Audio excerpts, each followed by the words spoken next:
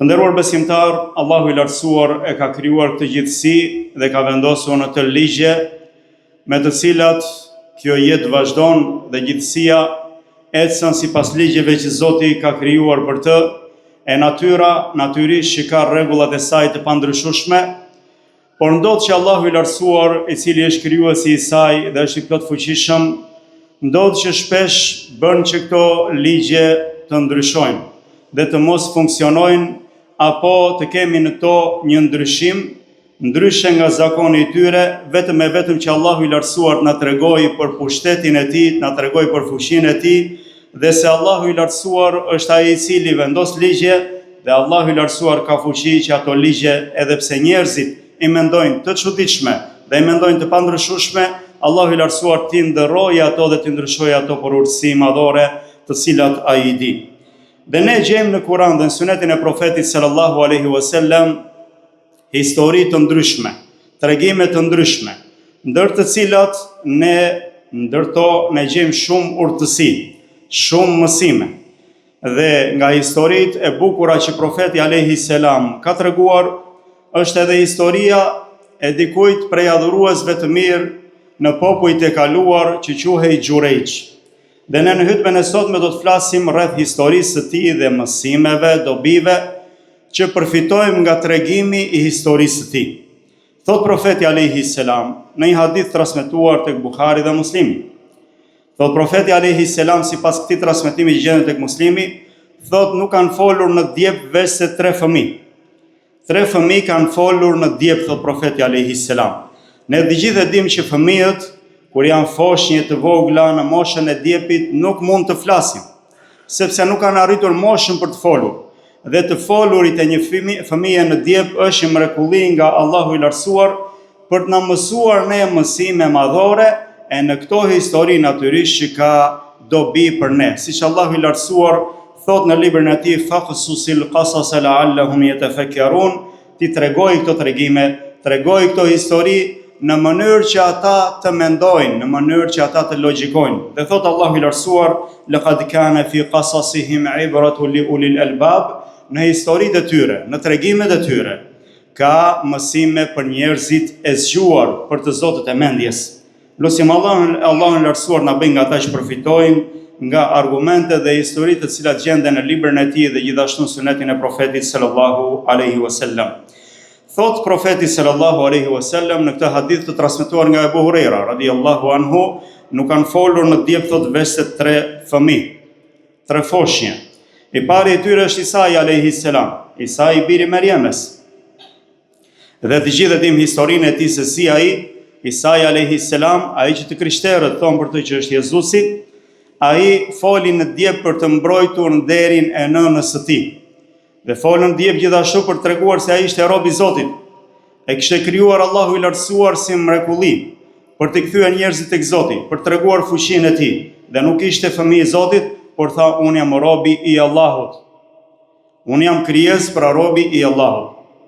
Dhe i dyti thot profeti sallallahu alaihi wasallam është fëmia në kohën e Xhurejxhit, në historinë e Xhurejxhit, për të cilën do të tregoj më poshtë, ndërsa i treti vjen në fund të kësaj historie, një fëmijë që kur nëna e tij ishte duke i dhënë gjë, ai foli për të treguar se koncepti i njerëzve kur ndërtohet mbi materialen mund të jetë i gabuar. Thot profeti alayhi salam në vazhdimin e këtij hadithi duke treguar historinë e Xhurejxhit. Thot Xhurejxhi ishte një adhurues i mirë, ishte një njeri i devotshëm. Thot ai kishte zgjedhur të bënte një faltore të tij larg njerëzve. Pra ishte veçuar për të adhuruar Zotin e gjithësisë dhe për të mos u ndikuar nga sprovat dhe çështjet të cilat nuk kanë shumë dobi. Ishte tërhequr në vete dhe adhuronte Zotin Allahun e lartësuar në atë faltore të tij që mund të quhet edhe manastir sipas gjuhës së adhuruesve të mëparshëm para se të vinte profeti Muhammed sallallahu alaihi wasallam. Dhe ai qëndronte aty, thot, dhe adhuronte Allahun e lartësuar gjatë gjithë kohës. Në namaz, në dhikr, përmendje të Zotit, në lexim të librit të shenjtë, pra në të gjitha këto adhurime. Dhe ndodhi, thot, që nëna e tij erdhi ta thriste. Pra vjen nëna e tij për një hall të saj, dhe ky ishte në namaz. i flet o Xhoregjë. Ai ishte në namaz dhe namazi natyrisht nuk ishte obligim, ishte nafile, ishte vullnetar. Mendon në namaz thot o Zot, të vazhdoj thot namazin apo t'i përgjigjem nënës. I thret përsëri o Xhoregjë. Kishte ardhur për hallin e saj, që nga qyteti deri aty ku Xhoregjë ishte veçuar për të adhuruar Zotin. Thot o Allah, namazin tim apo nënën time. Pra çfarë të bëj, ta ndërpres namazin apo të vazhdoj namazin? Ja thret përsëri 3 herë, herën e tretë. Nuk i përgjigjet Xhoregjë, duke menduar që haku i Zotit është më i madh se sa haku i nënës. Do të vazhdoj namazin tim, nuk do ta ndërpres atë. Në një transmetim është se nëna e tij ka ardhur 3 ditë rresht dhe i ka folur nga gjetë namaz dhe ai nuk e ka ndërprer namazin e tij. Atëherë ajo është larguar dhe kur është larguar e zemëruar me të, e mërzitur me të, sepse gjithë kohës ai ishte në namaz, ndërsa asaj nuk po i përgjigjej, ajo lutet kundër tij. Lutet nëna kundër fëmijës vet dhe thot o Allah, mos i jep atij vdekjen, pra e lut Zotin thot që para se ai të vdes, të përballet me fytyrat e grave të pandershme. Pra bën dua nëna kundër tij, që ai që ka zgjedhur të jetë i veçuar për të qëndruar larg fytyrave jo të ndershme, njerëzve jo pozitiv, për të qëndruar larg gjërave të kota, për të adhuruar Zotin, nëna e tij lutet dhe thot para se ai të vdes o Zot, përballet thot me fytyrat e grave të pandershme. Dhe në anën tjetër thot profeti sallallahu alaihi wasallam, një grup prej Beni Israilve, prej hebrejve, ishin mbledhur thot dhe në mesin e tyre ishte një grua e pandershme, e cila ishte shumë tërheqëse në pamjen e saj. Thot dhe përmendën njerëzit pranë atë muhabetin e tyre, me sa duket e kanë sfiduar këtë femër dhe i kanë thënë çdo burr mund ta tërheqësh përveç Xhoregjit. E kanë kujtuar Xhoregjin, e kanë lavdëruar. Dhe ajo e ka marrë si sfidë dhe kanë thënë, po nëse unë e sprovoj atë, çfarë do të thoni? I kanë thënë nuk mundesh. Ka thënë unë do ta sprovoj atë. Pra do t'i bëjmë sprova atij që ai të rrëshkas nga njeri i ndershëm dhe adhurues i mirë, ai të përfundoj si gjithë të tjerët.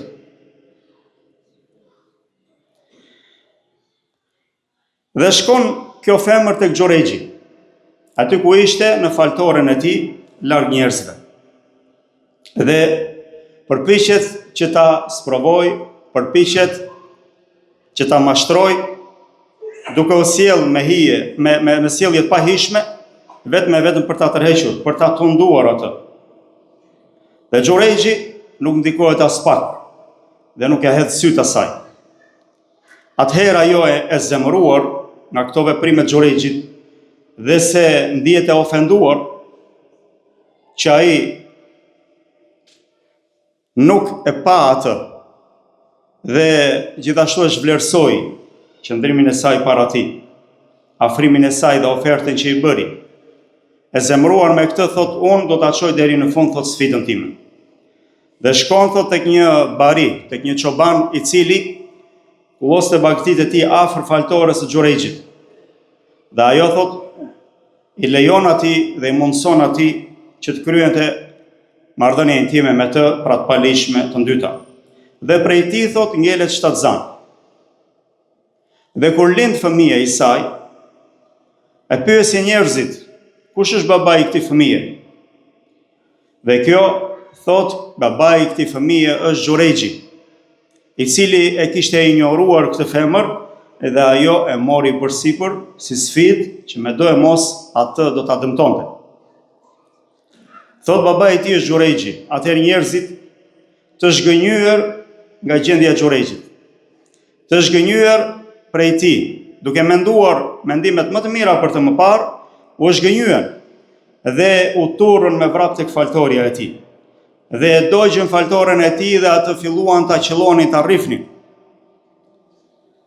secili sa t'i jepej mundësia. E Xhurejxhi, i cili ishte i qetë në shpirtin e tij, i pastër në ndërgjegjen e tij, dhe i pafajshëm para Zotit gjithësisë, u thot çfarë kemi, cila është arsyeja që po e bëni këtë? I thonë sepse ti që hiqesh si besimtar i mirë, ti ke bëri moralitet, dhe nuk e ky që hiqesh. Thotë pse e pas kam bërë këtë? I thonë, ke bëri moralitet me filan grua, dhe ajo prej teje ka lindur një fëmijë. Thotë i qetë Xhurejxhi, i pa tronditur, i pa shqetësuar nga akuzat e tyre, sepse kështu është njeriu fisnik dhe i pafajshëm, nuk shqetësohet nga çfarë njerëzit thonë. Edhe nëse shpifin për të gjithë shpifjet e botës, thotë ma sillni këtë fëmijë. Silleni këtë fëmijë këtu. Dhe e sollën fëmijën, ajo ngrit dhe fali 2 rekat namaz. Fali namaz dhe ju lut Allahu të lartësuar në namaz. Pastaj u ngrit, pasi u fal, dhe shkoi dhe e preku tek barku foshnjën dhe i thot fol. Kush është babai yt? Atëherë flet ky fëmijë dhe thot babai im është filan Bari. Filan Bari është babai im. Atëherë populli i tij, kur e dëgjuan këtë dëshmi të fëmijës, që ishte një mrekulli, të fliste duke qenë në diep, atëherë shkuan dhe e puthën dhe e përqafuan dhe i kërkuan hallalin dhe i thanë do ta ndërtojmë faltoren tënde prej Floriri. Thot nuk dua as pak prej jush që ta ndërtoni prej Floriri dhe nuk dua as pak respekt, dua vetëm që ta ndërtoni siç ishte dhe të më lini të qetë në adhurimin tim. Kjo është historia e Xhurejxhit. Allahu mëshiroft, dhe se si Allahu i lartësuar këtij besimtari të devotshëm, i dha këtë mrekulli, në mënyrë që të shfaqsohej dhe të tregohej pastërtia e tij dhe ndershmëria e tij. Dhe fëmia i tretë, thot profeti sallallahu alaihi wasallam, duke vazhduar hadithin e tij, është thot një foshnjë që nëna e tij ishte duke i dhënë gjë. Dhe kalon pranë tyre thot një kalorës, i veshur thot me rroba të shtrenjta, rroba fisnikësh, dhe ai kishte një pamje fisnikësh, një pamje shumë të bukur, një kalorës i kompletuar. Thot nëna e tij kur e shikon këtë njeri që mendoi se ishte fisnik, ishte njeri i pasur, ishte njeri me pozit, thot o Allah, bëje fëmijën tim si ai. Atëherë thot profeti alayhis salam, ky fëmijë thot e lëshoi gjirin e nënës vet, pa nga ai kalorës dhe tha o Allah, mos më bëj si ai. Fëmia që ishte në gjë, thot o Allah, mos më bëj si ai. Pastaj u kthye thot përsëri thot profeti alayhis salam dhe filloi të pinte qumësht nga gjiri i nënës vet, ashtu i qet. Thot pastaj thot kaluan pranë tyre një grup njerëzish të cilët ishin duke rrahur dhe duke qelluar një skllave, një femër, skllave. Pra e thjesht e varfër skllave, robresh, duke rrahur dhe duke i thënë imorale hajdute. Pra po akuzonin për nderin e saj dhe akuzonin gjithashtu se ajo kishte dorë pra vit. Ndërsa ajo nuk thoshte gjë tjetër veç se hasbi Allahu wa ni'mal wakil, më mjafton Allahu, ai është kujdestari më i mirë për mua. Thot kjo nënë e tronditur nga gjendja e saj dhe gjithashtu duke u rryer atë për shkak të akuzave që e akuzonin, pra ishte një grua e pandershme, një grua hajdute dhe nuk ka cilësi më të ndyta për një femër se këto, thot o Allah mos e bëj fëmijën tim si kjo. E ky fëmijë lëshon gjirin e nënës vet dhe thot o Allah më bëj mua si ajo. Pastaj kthehet thot profeti sallallahu alajhi wasallam dhe vendos thot gjirin e nënës tij në gojën e tij dhe vazhdon të pi. E pyet kjo nën, i drejtohet dhe i thot, çfarë ndodhi kështu? Si fole dhe pse? Për atë njeri i cili ishte aq fisnik, aq i pashëm, aq i kompletuar, kthej që mos më bëj si ai, ndërsa për këtë grua, në këtë gjendje të ulët, të mjerueshme, kthej më bëj si ai, thot fëmia sepse ai i pari ishte arrogant, ishte mendjemadh, ishte zullumqar. Dhe nuk desha të bëhem si ai. Ndërsa kjo e dyta thot ishte e ndershme, ishte e devotshme, nuk i kishte ato faje dhe akuzat cilat e akuzonin. Dhe ajo me gjithë këtë, mbështetjen e saj e gjeti tek Allahu, pra ishte besimtare e mirë. I mjaftonte Allahu, nuk i interesonte çfarë njerëzit e akuzonin. Dhe ju lutë Allahu thot më bënte si ajo. Të nderuar besimtar, Me të vërtetë që në këto histori, kush mediton në to, gjen mësime. Dhe gjithashtu, nxjerr prej tyre dobi të cilat i nevojiten për jetën. Në ndodhin e Xhurejxhit, të nderuar besimtar, shikojmë se ai, duke qenë i devotshëm, u tërhoq në vetmi. Edhe vetmia është më e mirë për njeriu kur shikon se përzierja me njerëzit e dëmton atë. E nëse gjithë ditën rri qëndron në rrugë dhe qëndron me shokët, në për kafene, në për argëtime, i pa angazhuar me punë hajri, kjo gjë natyrisht do të dëmtojë. Dhe është më e mirë që të tërhiqesh në vetmi, të kesh një pjesë kohe, të marrësh veten në llogari, të adhurosh Zotin tënd.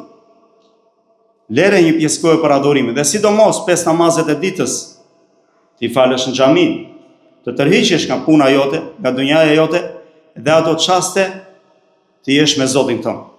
E Allahu i lartësuar thot fe idha faragta fansab wa ila rabbika farghab. Dhe kur ti mbaron punën çështjet e dunjas, atëherë përkushtohu në adhurim dhe shpreso dhe kërko shpërblimet e Zotit tënd.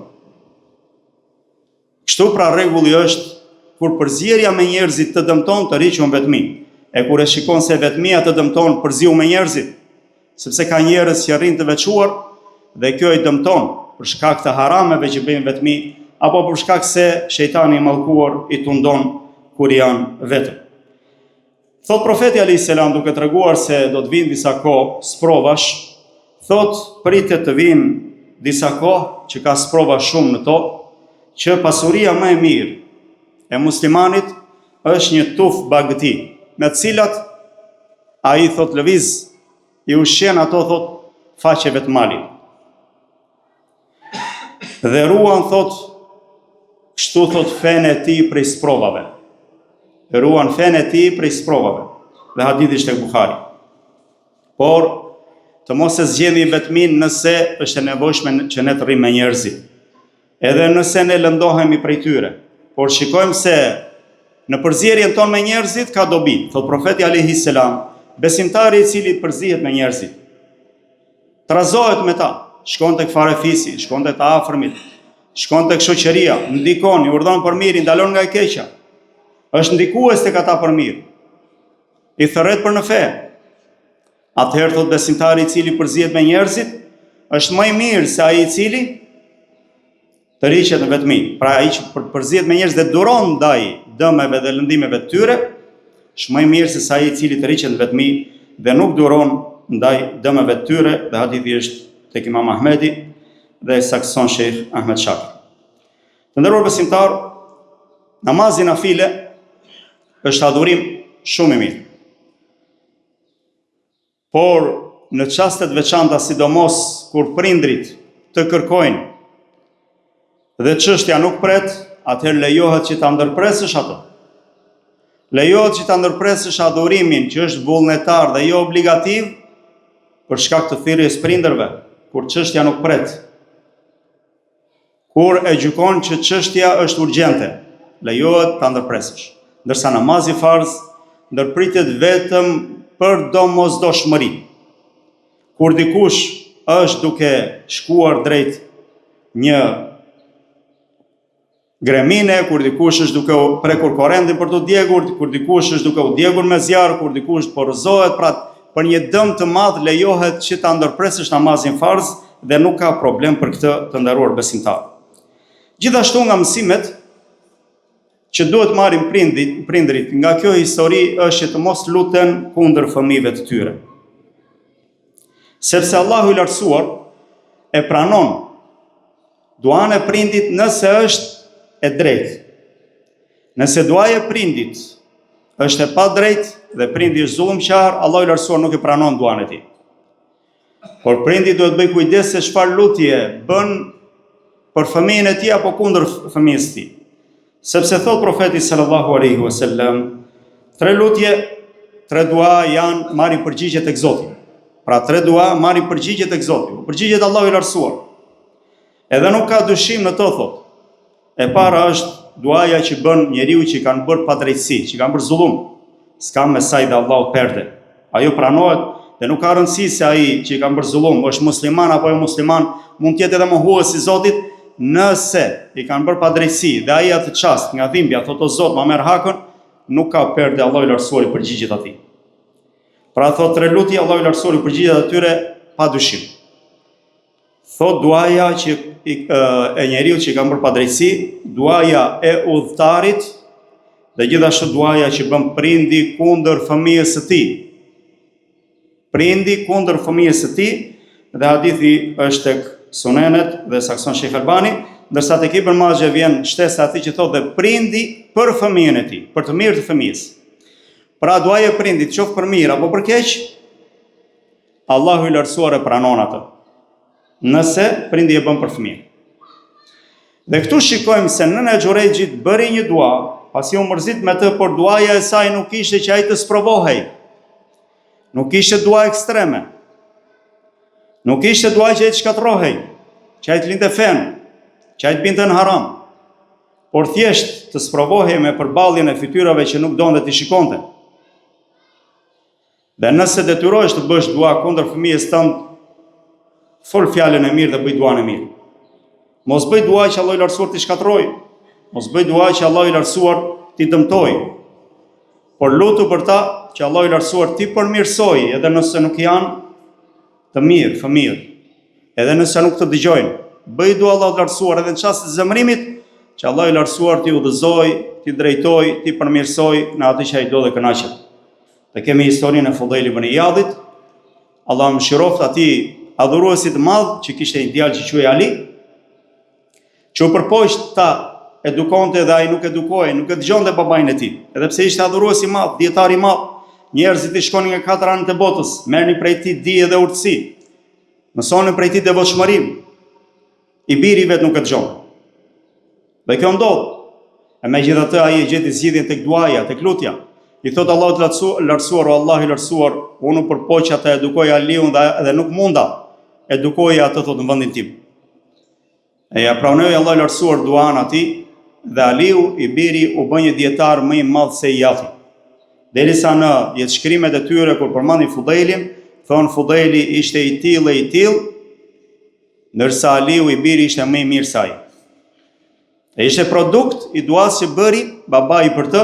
Prandaj të nderuar besimtar të mos i kursejmë duat për fëmijët tanë dhe t'i bëjmë ato për mirë. Gjithashtu, një mësim shumë i madh që marrim nga kjo histori e Xhurejxhit është se njeriu i cili është besnik dhe i sinqert në besimin e tij, është besnik me Allah, është i sinqert, nuk e dëmtojnë ato provat. Nëse njeriu është i qëndrueshëm dhe i përkushtuar në adhurim, dhe i qetë në ndërgjegjen e tij dhe në shpirtin e tij, nuk e dëmtojnë atë provat, sepse Allahu i lartësuar të sinqertëve u jep sukses dhe u ka garantuar atyre të sinqertëve që kur iblisi u betua që do t'i devijojë gjithë njerëzit, thot illa ibadaka minhumul mukhlasin. Dhe një lexim tjetër, illa ibadaka minhumul mukhlisin. Të gjithë do t'i sprovoj, do t'i ngatroj, do t'i devijoj, përveç robërve të tu të cilët janë të zgjedhur prej teje dhe janë të sinqertë. Sipas dy këndimeve të Kuranit, pra që janë të sinqertë. Kush ka sinqeritet, Allahu i lartësuar e nderon dhe jep qëndrueshmëri në kohët e sprovave. Thot profeti alayhis salam, do të vinë, thot, sprovat në zemrën e njeriu të shumta. Do të vinë drejti të shumta. Si fijet e rogozit, si shikoni fijet e rogozit, ashtu do të vinë të shumta ato. Njëra pas tjetrës, do ta sulmojnë zemrën e besimtarit. Thot, çdo zemër që i pranon këto sprova, për çdo sprovë që pranon, do të pikohet në të një pikë zezë. Dhe çdo zemër që i refuzon, do të pikohet një pikë bardhë, derisa zemra kthehet në një prej të dyjave, ose një zemër e zezë, nuk ka në të bardhësi. Si ena e zezë e kthyer përmbys, e cila thot nuk mban gjë, nuk vlen për gjë. Dhe kjo zemër thot të mirën nuk e pranon dhe të keqen nuk e refuzon. Ndërsa zemra tjetër e bardhë nuk do të dëmtohet kur thot nga asnjë sprovë sa ti e qejtë toka. Lutim Allahun e lartësuar na i bëj zemrat tona si kjo e bardha dhe t'i refuzojmë sprovat kur përballemi me to. Ibn Abbasi radhiyallahu anhuma thot në një fjalë shumë të bukur, thot njeriu i cili është i virtytshëm, po në mirë, edhe nëse pengohet, ka se ku mbahet. Nuk rrëzohet, ai ka se ku mbahet. Pra puna e tij e mirë do të jetë për të mbështetje, që ai të mos shkojë në lajfitje dhe në devim dhe në humbje. Lutim Allahun e lartësuar na bëj besimtar të mirë, të përkushtuar, të qëndrueshëm në fenë e tij, them fjalën time dhe i kërkoj falje Allahut për vetë dhe për ju. Kërkojmë falje atij sepse ai është falës i madh. Alhamdulillahi rabbil alamin wa salatu wa taslim ala nabina Muhammad wa ala alihi wa ashabihi ejma'in. Të nderuar besimtarë, një mësim shumë madhor që kemi nevojë në përditshmërinë në gjithë jetën tonë, që e përfitojmë nga historia e Xhurejxhit. Kjo histori, kjo dobi, ky përfitim është se kush është me Allahun në çdo gjendje të tij, sidomos kur është mirë, Allahu do të jetë me të kur ky të jetë keq. Kush qëndron me Allahun kur është mirë, Allahu i lartësuar do të jetë me të kur ky të jetë keq, kur të jetë në sprovë. Sepse në përgjithësi njerëzit, kur janë mirë, kur kanë shëndet, kur kanë pasuri, kur nuk kanë sprova, e harrojnë besimin. Harrojnë të shkojnë në xhami, harrojnë të falen, harrojnë të agjerojnë, harrojnë të hapin librin e Zotit, harrojnë të ndalohen nga haramet, por jepen mbas tyre, sa po e kalojnë hallin e tyre, sprovën e tyre. E kur sprovohen, pastaj lidhen me besimin, bëhen besimtar të mirë, dhe kjo zgjat aq sa zgjat sprova. Shumë prej njerëzve janë kështu. Dhe lutim Allahun, mos jemi prej këtyre. Besimtari duhet të jetë me Allahun e lartësuar në çdo gjendje të tij, të jetë i qëndrueshëm, dhe të jetë i vazhdueshëm, i përkushtuar për Allahun e lartësuar në çdo kohë, pavarësisht statusit të tij, gjendjes së tij, situatave që kalon, të jetë me Allahun e lartësuar. Thot profeti sallallahu alaihi wasallam, duke e porositur Ibn Abbasin radhiyallahu anhuma, i cili thot isha mbas profetit sallallahu alaihi wasallam dhe ai më tha: ruaj Allahun që Allahu të ruaj ty. Pra ruaj kufijtë e Zotit, që Allahu i lartësuar do të ruaj ty kur të sprovohesh, do të ruaj nga çfarë të dëmton. Thot ruaj Allahun që ta gjesh atë thot para teje, ta gjesh atë në krahun tënd. Thot njihe Zotin kur je mirë, të njohë ai ty kur ti je në vështirësi. Dhe dije thot se nëse duron në gjëra të cilat i urren, nuk i pëlqen, do të shpërblehesh shumë. Dhe dije se suksesi apo fitoria vjen me durim. Dhe se çlirimi vjen bashkë me fatkeqësinë. Dhe se bashkë me vështirësinë është edhe lehtësimi. Hadithi është tek Imam Ahmedi dhe sakson Sheikh Albani. Të nderuar besimtarë, Allah i lartësuar thot: "Wa man yattaqillaha yaj'al lahu makhraja wa yarzuqhu min haythu la yahtasib." Kushdo që i friksohet Allahut, Allahu do t'i bëjë atij rrugdalje. Dhe do ta furnizoj andaj nga nuk e pret. Ligj nga Zoti, që nëse ne jemi me Allahun, e kemi frikë atë dhe jemi të përkushtuar në fenë e tij, Allahu i lartësuar ne ka për të na dhënë rrugë zgjidhje kur jemi ngushtë dhe do të na furnizoj kur ne kemi nevojë. Njerëzit, çështja e rrezikut i çon në haram, i çon mohimin e fesë, i çon lënien e fesë, halli që u bie, por këto fjalë të Allahut janë hak, janë të vërteta. Vetëm kije frikë Allahun dhe Allahu i lartësuar do të furnizojë nga qielli dhe toka. Sepse ai furnizon jo besimtarët, e jo me atë që i përulet, që i bindet, por duhet sinqeritet, duhet besnikëri, duhet përkushtim në fenë e Allahut lartësuar. Gjithashtu këtu gjejmë të nderuar besimtarë argument se ato që quhen mrekullitë e njerëzve të mirë, keramate, të cilat janë një grad më poshtë mrekullive të profetëve, janë reale. Ato ndodhin tek njerëz të devotshëm, tek besimtarë të mirë. Nuk duhet mendojmë se dera e tyre është mbyllur. Ato nuk ndodhin më. Sepse ato mund ndodhin në çdo kohë me secilin prej nesh. A ke parë në jetën tënde kur ke ngritur duar dhe Allahu i lartësuar të është përgjigjur? A nuk është kjo një mrekulli për ty? A ke parë se kur Allahu i lartësuar të ndalon nga diçka, ke menduar se ajo është keq për ty, pastaj Allahu të ka hapur një derë tjetër që ka qenë më mirë për ty? A nuk është kjo mrekulli për ty? Dhe kështu Allahu i lartësuar u jep besimtarëve mrekulli pa ndërprerje, mirësi pa ndërprerje. Dhe Allahu i lartësuar thot: "Ela inna awliya Allahi la khawfun alayhim wa la hum yahzanun alladhina amanu wa kanu yattaqun." S'ka dyshim se miqtë e Allahut nuk do të friksohen në çastet e vdekjes për çfarë i pret pas vdekjes, dhe as nuk pikëllohen për ato që lënë mbrapa. Dy shqetësimet e mëdha të njeriut nëse ikën nga kjo jetë është çfarë do më pres pas vdekjes dhe si do ja bëjnë ata që do lënë mbrapa.